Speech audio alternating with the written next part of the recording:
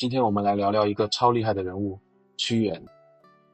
提到屈原，大家可能马上会想到端午节、粽子，还有他投江的故事。但其实，屈原不仅仅是一个悲剧英雄，他还是中国历史上最伟大的诗人之一。他的作品和思想影响了中国几千年。今天，我们就来好好聊聊屈原的故事，还有他的代表作《天问》。屈原是战国时期楚国的大诗人，也是个牛气哄哄的政治家。他大约生活在公元前340年到公元前278年，出生在楚国丹阳，今湖北秭归。屈原可不是一般人，他是楚国贵族出身，从小受过特别好的教育，学问大得很，志向也高远。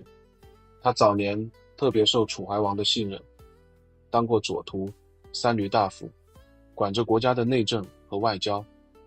他脑子特别聪明，提出了很多好主意，比如对内要举贤任能，修明法度，对外要联合齐国对抗秦国。这些主张要是能实施，楚国说不定能变得更强大。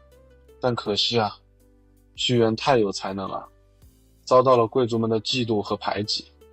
他们天天在楚怀王面前说屈原的坏话，结果屈原被流放了。先是流放到汉北，后来又流放到原乡流域。在流放期间，屈原特别痛苦，但他没放弃，反而把满腔的爱国热情和对理想的追求都写进了他的诗里。公元前278年，秦军攻破了楚国的都城郢，今湖北江陵。屈原心如刀割，他觉得自己的国家已经没救了，就在5月初5这天，抱着石头投江自尽了。后来，人们为了纪念他，就有了端午节。屈原在中国历史上地位那可不是一般的高，他是中国历史上第一位伟大的爱国诗人，也是中国浪漫主义文学的奠基人。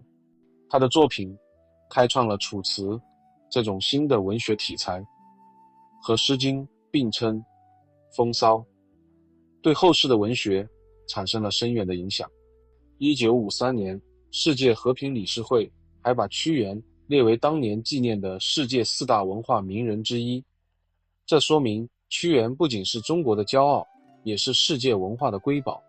他的爱国精神、高尚的品德，还有他那浪漫奔放的文学风格，一直被后人传颂和学习。屈原的作品特别多，特别有名。他的代表作有《离骚》《天问》《九歌》《九章》等。这些作品不仅在当时备受赞誉，而且直到今天依然是中国文学史上的经典。今天我们重点来聊聊《天问》。《天问》是屈原作品里特别独特的一篇。这篇作品可以说是屈原对天地、自然、历史、文化等等一系列问题的灵魂拷问。在《天问》里，屈原一口气问了172个问题。这些问题有的是关于宇宙的起源，有的是关于自然现象，有的是关于历史事件，还有的是关于神话传说。这些问题看似杂乱无章，但其实背后藏着屈原对世界的思考，对理想的追求，还有对现实的不满。屈原为什么要写《天问》？屈原写《天问》的时候，心情特别复杂。那时候，他已经被流放了，离开他心爱的楚国，漂泊在外。他眼看着自己的国家一天天衰落，自己却无能为力，心里特别憋屈。他想不通，为什么好人没好报？为什么坏人横行霸道？为什么国家会变成这样？这种困惑和痛苦，让他开始思考很多更深层次的问题。他觉得，这些问题不仅仅是他个人的困惑，也是整个世界、整个历史的困惑。于是，他把这些困惑都写进了《天问》里。《天问》就是他对着这个世界发出的呐喊，也是他对理想的追求。天问里的问题，那可真是五花八门，什么都有。我们来挑几个有意思的问题，好好聊聊。屈原问：岁古之初，谁传道之？上下未形，何有考之？意思是，宇宙最开始的时候，到底是谁创造的？那时候天地还没形成，我们怎么去研究呢？这个问题放在今天，依然是科学家们研究的课题。屈原在2000多年前就已经开始思考宇宙的起源了，这得多牛啊！屈原还问：日月安属？列星安成？意思是，太阳和月亮是怎么挂在天上的？星星又是怎么排列的？这些问题听起来是不是特别像小孩子的好奇心？但屈原问得特别认真，他想知道背后的道理。屈原问：鲧幸直以亡生兮，终然夭乎禹之也。意思是，鲧大禹的爸爸因为正直而丧命，这到底是为什么呢？鲧是个好人，他一心治水，结果却被舜杀死了。屈原觉得特别不公平，他想不通为什么好人没好报。屈原还问：女娲有体，孰至降之？意思是，女娲是用什么造出来的？女娲造人是古代的神话传说，屈原觉得特别好奇，他想知道女娲到底是怎么来的。天问到底牛在哪儿呢？首先，他的问题特别大胆，屈原敢问别人不敢问的问题，他不迷信权威，不害怕得罪人，他用这些问题挑战了传统的观念，表达了他对世界的怀疑和思考。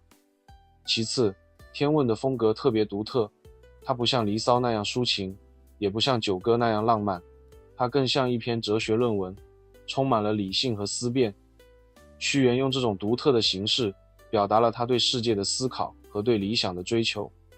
最后，天问的内容特别丰富，它涵盖了宇宙、自然、历史、神话、人性等各个方面，可以说是一部百科全书。这些问题直到今天依然让我们感到震撼。天问对后世的影响可大了，它不仅是中国文学史上的经典，也是哲学和科学的启蒙之作。天问还激发了后人对科学的探索。屈原问的问题，很多后来都变成了科学家研究的课题，比如宇宙的起源、自然现象的原理。这些问题直到今天依然是科学家们研究的重点。天问的风格特别独特，它不像离骚那样充满个人情感的抒发，而是更像一篇哲学论文，充满了理性和思辨。屈原用这种独特的形式表达了他对世界的思考和对理想的追求。屈原不仅是一位伟大的诗人，更是一位伟大的思想家。他的作品不仅仅是文学作品，更是对人类智慧的贡献。希望大家通过今天的内容，能更好地了解屈原，也能感受到他作品的魅力。如果你喜欢今天的内容，除了点赞、关注和分享，也可以请我喝杯咖啡哦。你的支持是我最大的动力。